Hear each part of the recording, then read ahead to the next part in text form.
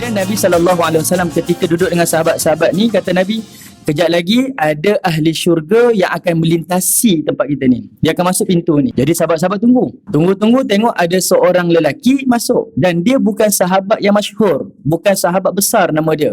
Mungkin sahabat yang tak dikenali. Dan dalam hadis ni tak sebut siapa nama si fulan ni. Okay, tak dikenali tuan-tuan.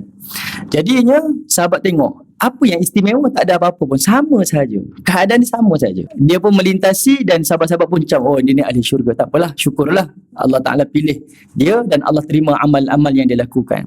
Tapi yang menjadikan sahabat-sahabat lain tu lebih rasa nak tahu amal seseorang ni, sebab hari keesokannya Nabi sebut benda yang sama. Kejap lagi ada seorang ahli syurga yang akan melintasi, yang akan masuk ke pintu ni. Sahabat-sahabat tunggu, tengok orang yang sama, orang semalam datang lagi sekali dan Nabi sebut 2 kali dah.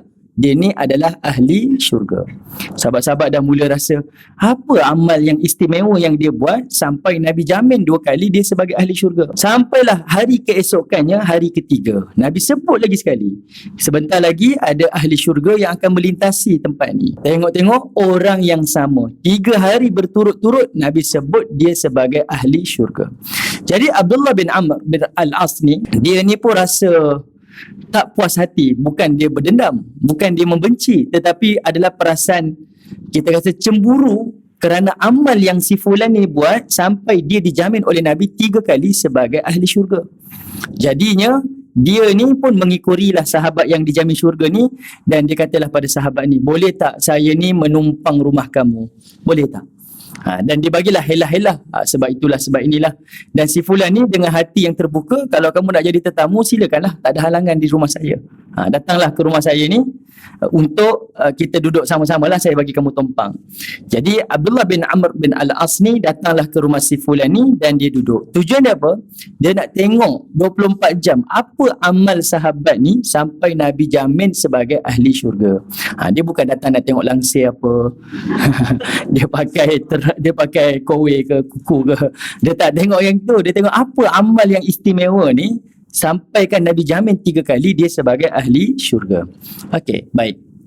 Jadinya daripada siang bawa sampai ke malam, amal si fulan ni sama je macam amal yang lain.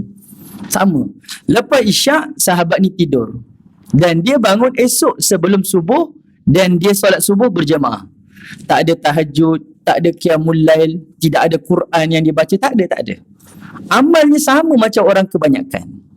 Si fulan ni kata, mungkin kawan ni penat kot. Mungkin dia penat kot, malam ni dia tak. Okeylah. Hari yang kedua, dia tunggu lagi. Tengok daripada siang, bawa ke malam. Sampai malam, lepas isyak terus tidur. Kemudian dia bangun sebelum subuh. Dan dia solat subuh jamaah. Kata Abdullah bin Amr ni, kata apa? Tak ada apa yang istimewa. Mungkinlah, ini saya andaikan.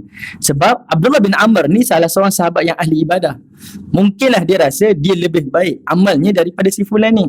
Okay, kalau tidak dia mesti dah riwayatkan dia baca je satu hari satu khatam sekali Quran, mungkinlah. Dia tak tinggalkan wirid-wirid dia lepas subuh sampailah mungkin ke waktu isyraq ke, mungkin disebut, tapi dia tak sebut. Dia kata amal sama je, biasa sangat. Hari kedua pun benda yang sama, tak ada apa yang istimewa.